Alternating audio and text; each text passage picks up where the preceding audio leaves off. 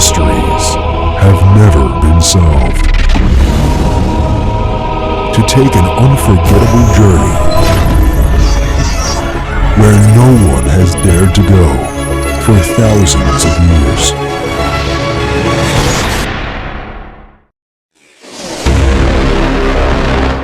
Secrets of the Dead. They are coming.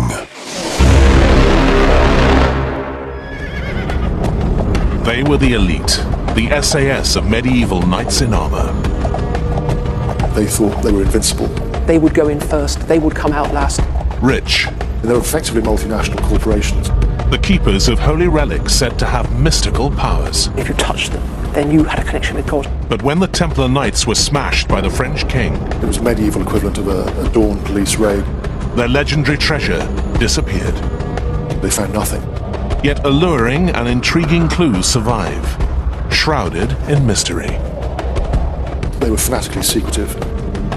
From ancient French castles and secret codes to an ingenious pit across the Atlantic.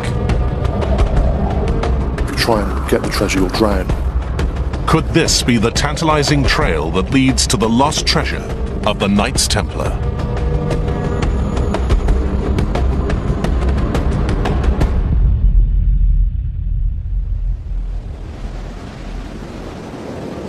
Turn back the eternal tide of time by almost 1,000 years, and an enduring legend begins. A legend forged on the long and dangerous pilgrim route from Western Europe to the Holy Land and the hallowed city of Jerusalem. Travelers risked violence and even death at the hands of bandits who preyed on pilgrims around sacred Christian sites like the Sea of Galilee. A Russian monk who visited the region described the danger in 1106. This place is very dreadful and dangerous. Many tall palm trees stand about the town like a dense forest. This place is terrible and difficult of access, for here live fierce pagan Saracens who attack travellers at the fords. Travel along the roads was very dangerous because any lord who owned land by the side of the road reckoned it was his right to take toll off anyone that passed. Protection money, if you like. Some groups decided not to pay and fought. So notoriously, certain pilgrim groups didn't get to Jerusalem because they were either cut to pieces or taken prisoner. Amid the turbulent times of the early Crusades, a small group of devout French knights appeared in Jerusalem, willing to dedicate their lives to Christ. The country needed fighters, not just men that prayed. And so, the later accounts say, they went to the Patriarch of Jerusalem, the head of the church in Jerusalem, and said, we want to do something to help Christendom, we are knights. And he said, for your sins, I order you to protect the pilgrim roads. These were highly trained fighters. The knights were at the top of the medieval military machine. They were the medieval equivalent of a tank. A fully armed knight on a horse, which was also armoured. It was pretty formidable, so it could have only taken one or two knights to protect a road and keep it fairly safe. They became known as the Knights Templar, after basing themselves on part of Jerusalem's historic Temple Mount. Apparently the Templars asked to be based in the Al-Aqsa Mosque, which they referred to as the Temple of Solomon. They believed that it went back to the reign of King Solomon, that great wise king of ancient Israel. The Temple of Solomon had been destroyed by the Romans in 70 AD during the Jewish uprising. So nothing was left, but it was an area steeped in mythology. Solomon was famously the wisest of all men. Once called the Poor Knights of Christ, the Templars became rich, enjoying papal privileges, lucrative tax breaks and lavish donations. Templars became very rich because people in the West heard about what they were doing and thought, great, I want to help. So they gave them money. They left the money in their wills. They gave them land, which raised their income. They even created their own kind of bank, and the equivalent of a modern traveller's check to protect pilgrims' money. The Templars did develop a system whereby you handed in your money, for example, in Paris, you got a chip that says money has gone in, you present your chip when you arrive in Acre, and you could have your money back again. The Templars had become rich and influential in cities across Europe. For the pious, envious, cash-strapped French king Philip the Fair, the Knights had become a threat, rivals to his authority that had to be eliminated. Philip was determined to destroy the order and would stop at nothing to achieve his ends. The mighty order of knights would be brought down by charges of the most heinous of crimes: heresy. He had installed spies in the order. He got people to join the order, and they were reporting back to Philip saying, strange things are going on. A month before the arrests, secret instructions were sent out to the king's officials, the baillis and the seneschals in the various parts of France, and they were instructed the Templars were to be arrested at dawn on Friday the 13th of October, and nothing was to be said about this beforehand. So it was a dawn swoop. The medieval equivalent of a dawn police raid. It was a very slick operation that was carried out seemingly without any warning. Almost all the Templars in France were arrested. Oh yes, psychology is not a modern invention. It was well known in the Middle Ages that if you want to catch somebody off guard, dawn when they're still in bed is the best time to get them. And the Templars were arrested on this Friday the 13th, something which shocked people, as they were a very powerful and established group, and there were literally hundreds of those centres. And this event was so shocking that to this day, the idea of Friday the 13th in France is synonymous with bad luck. Thrown into prison and tortured, many confessed to shocking crimes of heresy. Philip the Fair, he was very clever with his spin doctors. He got them to confess, under torture of course, that they denied Christ and spat on the cross. The charges of heresy were stitched up. These were standard charges brought against other people that the King of France wanted to get rid of and get their money. The Pope was also threatened by the French king's inquisitors and was forced to dissolve the Order of the Templar Knights in 1312. Several years later, after languishing in prison, the Templars' elderly Grand Master Jacques de Molay was burnt to death as a heretic.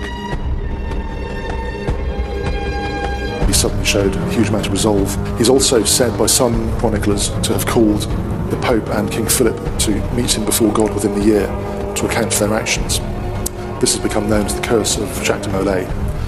And it came true, apparently. The Pope died on the 20th of April, just a month later, of a stomach complaint. And Philip himself died before the end of that year. He died in November 1314 in a hunting accident.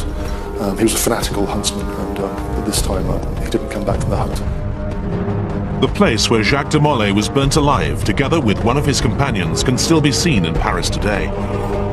Two tomb-shaped portals mark the spot where the life of the last Grand Master was extinguished. But some 700 years on, the legend of the Templars continues to thrive. Myths that have swirled around them through time tell of fantastic treasures and divine relics found deep in the ruins of Solomon's fabled temple. The idea that the Templars were digging into the Temple Mount is a modern one. Nobody at the time wrote about that. And I think the Templars would have talked about it had they been doing it as well, because they like to advertise their activities as a way of raising money. During some excavations carried out in the 19th century, a tunnel was discovered, which has been dubbed the Templar Tunnel. It's not beyond the realms of possibility that the Templars could have discovered something whilst renovating their part of the temple platform. If they were interested in the legends of King Solomon, one of the stories about Solomon was his fabulous wealth. Apart from his wisdom, he also had a lot of gold. And we know that the treasure of the temple was actually gold and silver and precious stones and so on, which after 70 AD, when the Romans destroyed the temple, went missing. Could such legendary riches, excavated from the heart of the Holy Land, still lie hidden in a secret Templar treasury? Links between the Knights Templar and legendary holy relics have some foundation. Evidence recently uncovered suggests the Templars hid the Shroud of Turin, said to hold an image of the crucified body of Christ. Could the Templars have secretly removed such treasures from the Paris temple before their arrest in 1307? When Philip's men went into the Paris temple on that Friday morning, all they found basically were Templars. They didn't find any treasure troves, no storerooms or chests full of gold.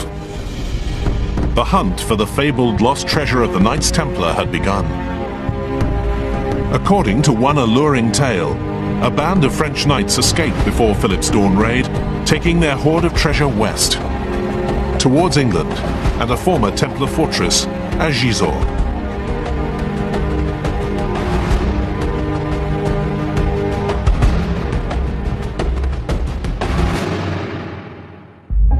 Perched on a huge mound, or motte, it was here that some Templars found themselves imprisoned in their own tower.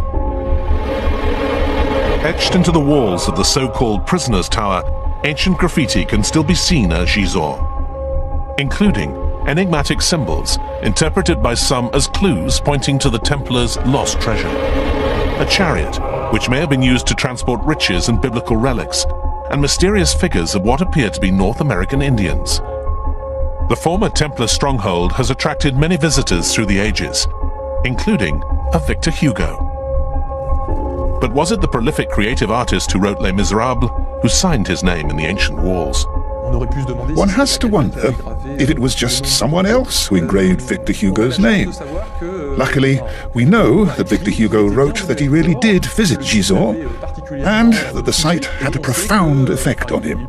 In fact, he details that he carved his name twice at the castle. Victor Hugo was not the only one to be enchanted by the enigmatic Templar castle at Gisors.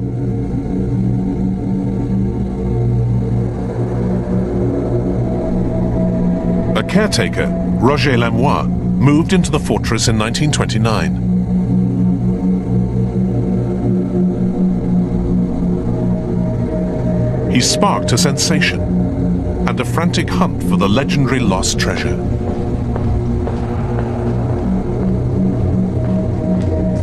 This is where he worked and lived, and he knew the legends told in the area about the treasure which might be a Templar treasure. Clearly he was impressed, so impressed that he started to search. Imagine being in his place. The end of the day comes, the castle is closed, and he is alone. So he starts digging, and he will do whatever he needs to do, taking his time. He even asked for permission from the town hall to excavate, and the town hall told him, yes, go on, excavate. If you find something, then we'll cross that bridge when we come to it. So he pushes ahead. The Germans come and seize the castle. He's very worried, but in spite of everything, he carries on. It becomes his obsession. He keeps going and searching. He carries on searching. The war ends, and the Germans leave, and he keeps going. He keeps searching, and one day he is digging above us here in the dungeon. He digs an amazing pit, and there he finds something. Roger Lemoine claimed to have found an underground chapel crammed with vast riches. In lurid detail, he described an elaborate vault with 19 stone sarcophagi, each 2 meters long, and 30 chests full of precious metal, none other than the Templars' lost treasure. He alerted the local authorities, but when a town committee investigated the dig, all they saw was a hole in the ground. When people arrive to check what he has told them, all they see is a pit that has not been securely supported and which has been constructed in levels. It does not seem stable and looks as though it's going to collapse. 2 people nevertheless try to go down, but come back again quickly for fear of being buried alive. The head of the local fire brigade was one of those who risked their lives to investigate the pit. Once safely back on the surface, he reported a tantalizing clue. One of the things the chief fireman was reported to have said was that he threw a stone in and that he did hear an echo, but at no point did he say that it was an underground room. He just said that he heard an echo, and that is the only testimony that confirms that Lemoine did find a cavity. Despite the fire chief's fascinating report, local authorities ordered that the unstable pit should be filled in as soon as possible. The caretaker, who claimed to have found a vast Templar crypt filled with treasure, was also sacked and expelled from the castle. The pit was filled, but the legend of lost Templar treasure could not be buried. Then, in the 1960s, a popular book sparked renewed interest in the so-called secret chapel. The French culture minister ordered a full-scale excavation. It is highly probable that André Malraux was persuaded of the presence of something within the motte. And he then ordered archaeologists to come and start digging. And in the first instance, they agreed, since there was a possibility of finding something. Some searches were made. But very quickly, the archaeologists announced that it was not possible for the motte to be hiding an empty cavity. But Malraux insisted very strongly on carrying on the searches, digging, etc. As the archaeologists ran out of money to carry on this task, after a while they decided to stop working on this site. And this is when André Malraux decided to send in the army. The army battled through excavations at the motte for more than a month. At the end of the operation came a curt report. The result was negative. But once again, the legend of the Templars' lost treasure refused to die, despite the lack of any real evidence. The military forces acted as military forces do. So they sealed the perimeter and they dug and evacuated the earth, which is the origin of the theory of trucks carrying off the treasure buried in the mount. The fact that we are forgetting is that they never found a construction. If it existed, they would have found it, but nothing was found. There's no evidence anything was actually found at Gisors. Stories circulate, but when you look at the stories, they're contradictory. Nothing's actually been produced that says this was found at Gisors. So it's another one of these treasure hunter stories. Intriguing, but when you dig in there, there's nothing there. But why would the discredited caretaker Roger Lemoyne invent such a lurid story of a secret Templar chapel? One person who knew the caretaker suggests he was acting on real information, meaning that somewhere, somehow, a hidden Templar treasury may well be waiting to be found. Roger Lemoyne never entered this room. He never found it. However, he knew of an exact description of the room, or he may have had a plan of it. And Roger Lemoyne, crafty as he was, adopted the following tactic. He dug, obviously, but he didn't find anything, at least not the chapel. He decided to gain maximum publicity, knowing that if the chapel was found, he would be granted a share of the discovery. By evidence, it or the two Templar on the well, tell of Tibetites was sitting perched with a hoard of treasure. If it wasn't buried at Gisors, perhaps clues, or even the treasure itself lies beyond France, across the Channel in Britain.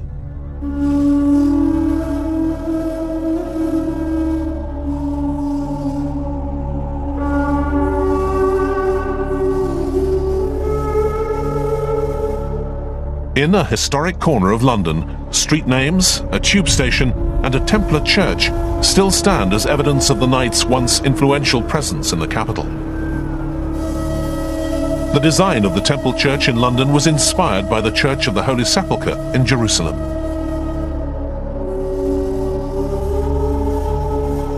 Inside lies real historical treasure, stone effigies of Templar knights and other relics of the past.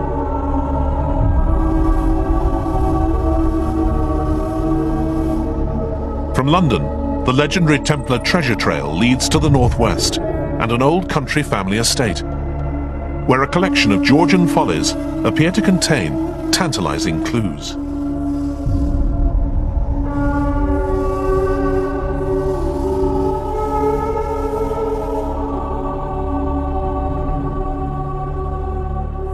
The house and gardens at Shugborough Hall were built and landscaped by the rich and influential Anson family.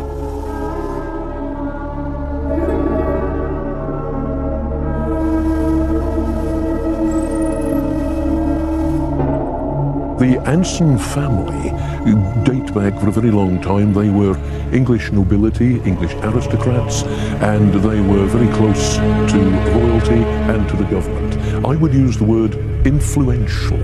They were very important people who were effective in altering history.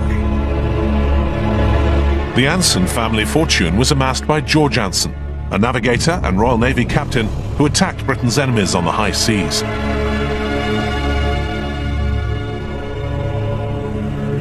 His capture of a Spanish galleon and its phenomenal treasure made the Anson family especially rich.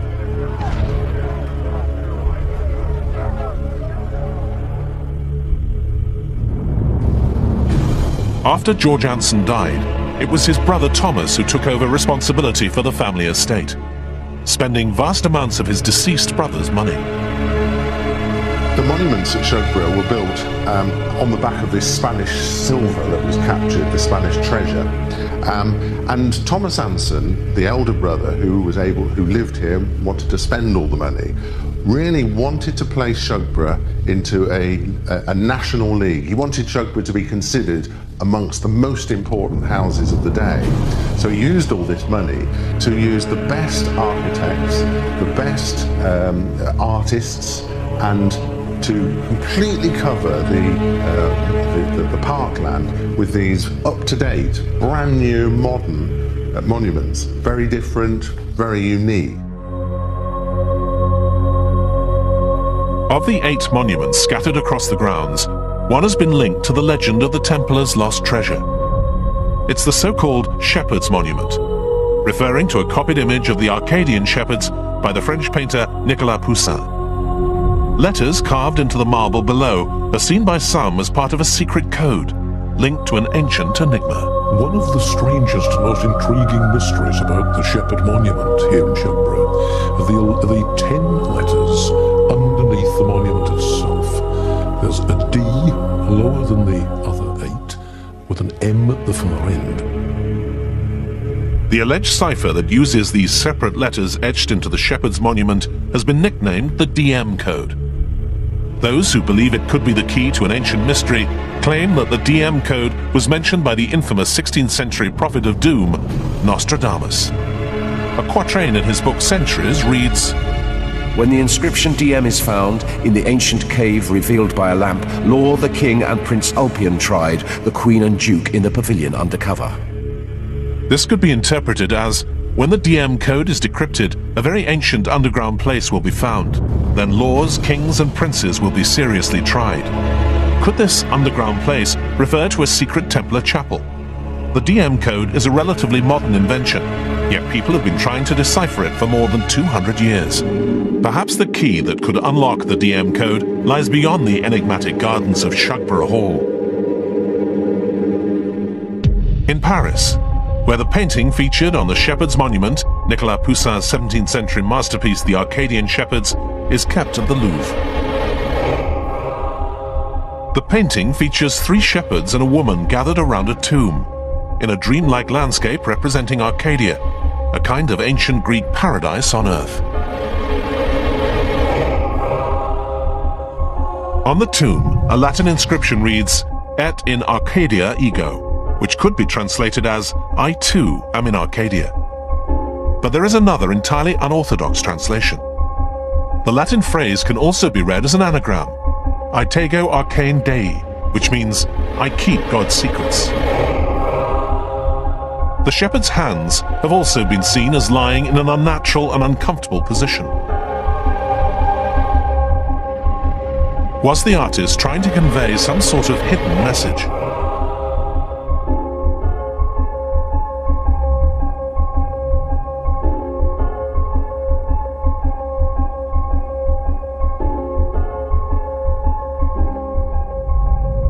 Nicolas Poussin was commissioned to paint the Arcadian shepherds for an influential cardinal who would eventually become pope.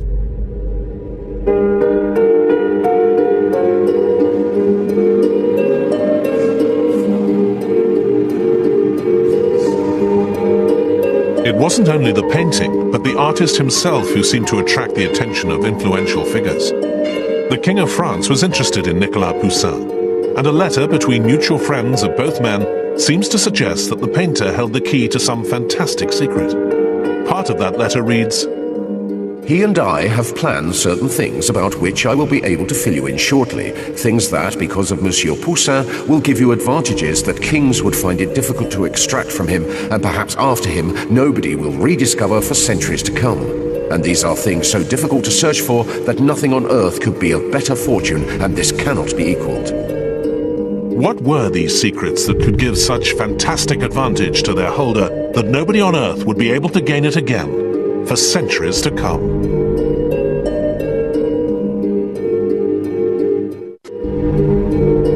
Legends of treasure hidden by the mystical Knights Templar and an apparent trail of clues left in ancient monuments and paintings leads to a historic church in the Eternal City, Rome.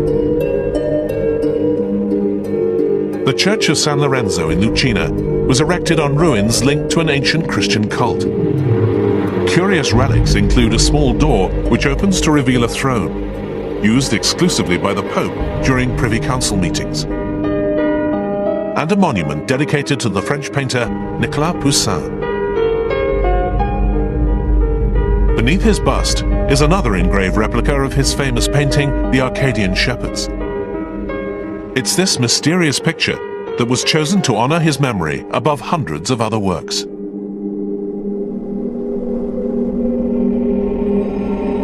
A fellow countryman, the novelist Chateaubriand, had the monument erected in 1832. It features a Latin verse that pays homage to Poussin, but it also seems to suggest that his paintings hold some sort of clue. Hold back your pious tears. Poussin lives in this tomb. He had given his life without knowing how to die. He keeps quiet in here, but if you want to hear him speak, it's surprising how he lives and talks in his paintings. If Poussin held some kind of magnificent secret, perhaps the solution can be found in his paintings. The Arcadian Shepherds has attracted the interest of influential people over the centuries, including King Louis XV, and hundreds of years ago, it was this very painting that the great navigator George Anson had engraved on the mysterious Shepherd's Monument at Shugborough Hall.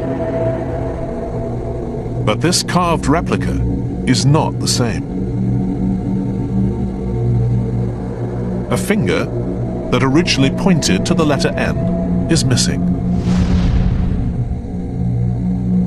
The carved image has also been inverted, with the addition of a pyramid on top of the tomb.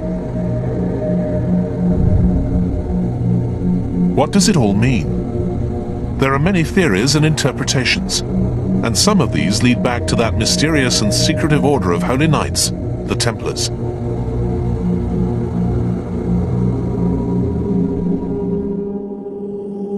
Some say the carving represents the tomb of Christ, the shepherdess Mary Magdalene, and the bearded shepherd, a Templar knight.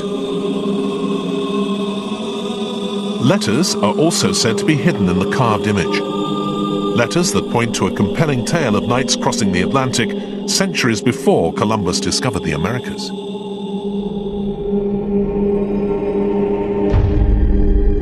According to this theory, letters on the monument can be decoded to read the name of the Canadian province, Nova Scotia. Amazingly, one of the words that appears in the carving of Poussin's painting refers to exactly the same part of the world. By taking out the R in Arcadia, as suggested by the shepherd's thumb, the word Acadia appears. This is the old French name for Nova Scotia.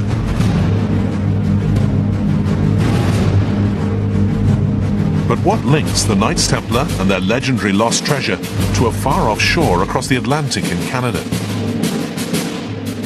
The trail of these elusive knights and fabled riches found in the heart of the Holy Land now moves to the North American continent.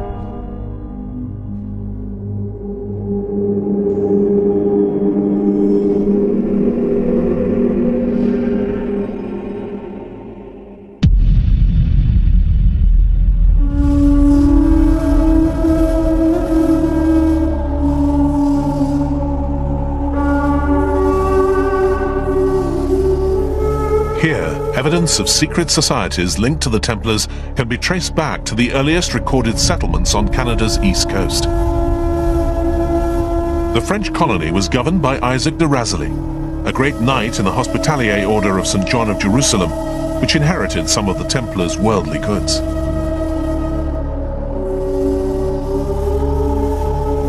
A descendant of those early settlers, Yoel Doucet, has tried to find the origin of the French name Acadia.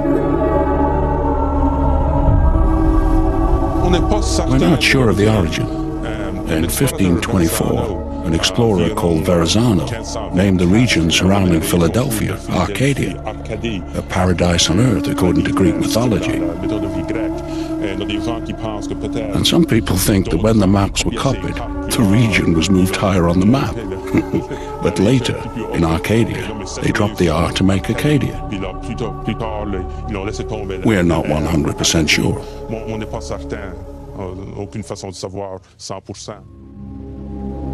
According to another theory, the name Acadia comes from the indigenous Micmac Indians. Like other native people on the North American continent, their legends pass down through generations. They tell of white-skinned people who came from the ocean well before Columbus. Intriguingly, some Micmac Indian art resembles the Red Templar cross on a white background. But there's no evidence they made it to North America, a long way from their original mission in Jerusalem. Templars escaping to America is a great fantasy, isn't it? What would be the point in taking treasure to Nova Scotia when the whole point of the order was to protect Jerusalem? Yet in Nova Scotia, the appropriately named Gold River leads to more glittering conjecture and legends of hidden Templar treasure. The river flows into Mahoney Bay, where one of a dozen islands hides a real mystery which remains unsolved to this day.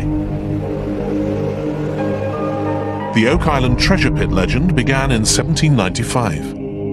A local man, Daniel McGuinness, apparently stumbled on a small glade amid the oak trees. He saw the faint outline of a small depression, as if something was buried there.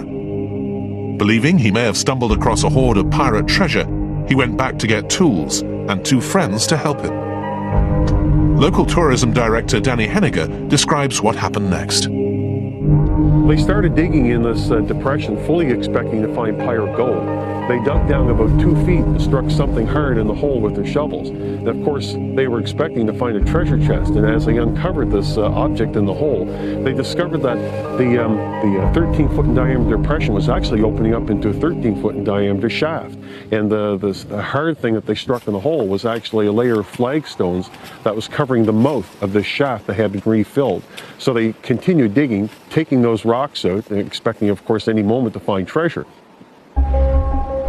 Some 3 meters down, there was no treasure, but a kind of wooden platform.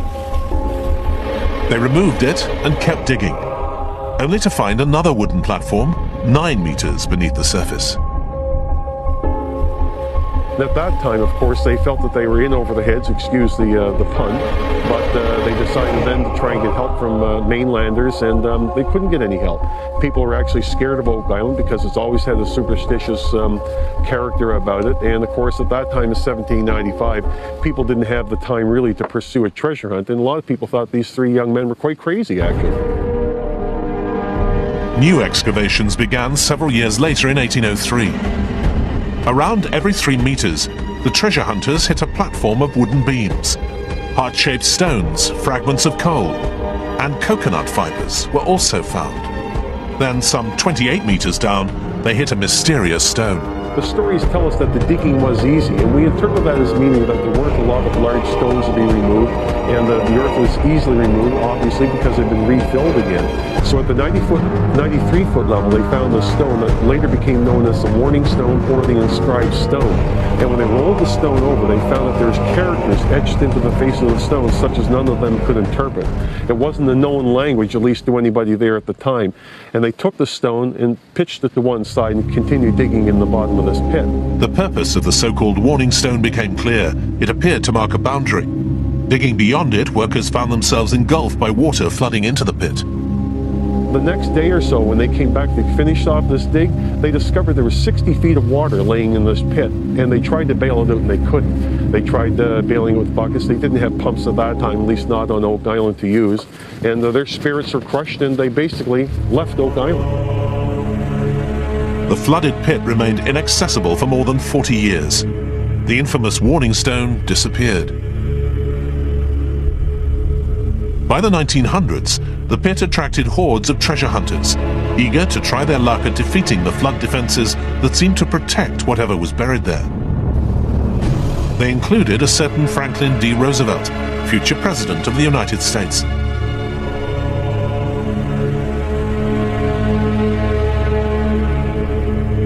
No treasure has been found, but evidence has been uncovered of an ingenious tidal flood trap.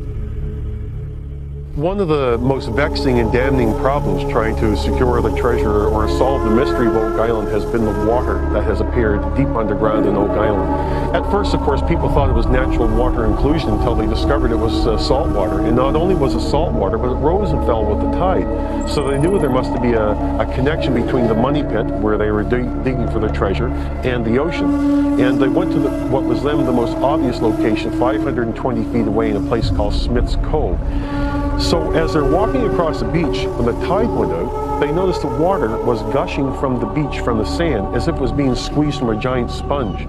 They noticed that was a very unusual trait to find in any beach, so they started to do some excavation. And when they were finished, they had excavated over 145 feet of the beach surface, 5 feet deep, and they discovered, buried under layers of sand and gravel and stones, eelgrass, and so much coconut fiber.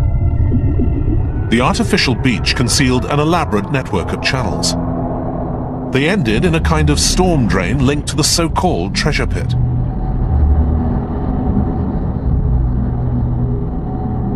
It is felt by many people that this is a structure that was artificially buried in the ground by the depositors with the intention of securing the money pit so that if you didn't know the way to get into it, you'd be stopped by the flow of the Atlantic Ocean. And it's worked very, very well. And it's even suspected that there's more than one flood tunnel. In fact, it's known by treasure hunters that there may be 2 of these flood tunnels. Who could have devised and built an artificial beach, irrigation tunnels, and a multi-platform pit at least 30 meters deep?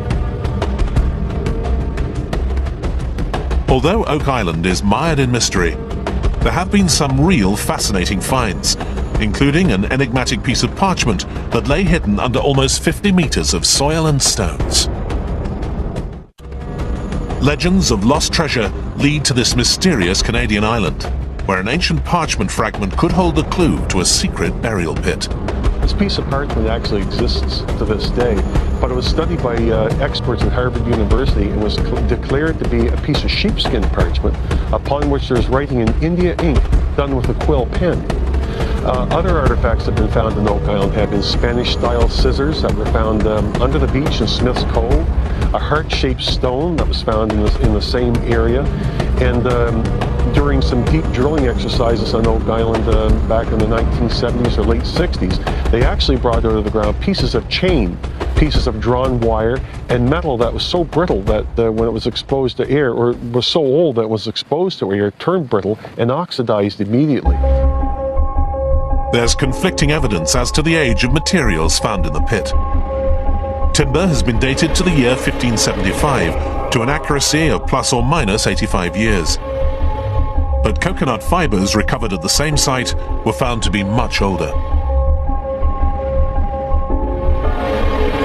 There's a lot of skeptical analysis about Oak Island, but one of the things the skeptics cannot explain away is the coconut fiber that has been found on Oak Island and can actually be found on Oak Island still if you know where to dig.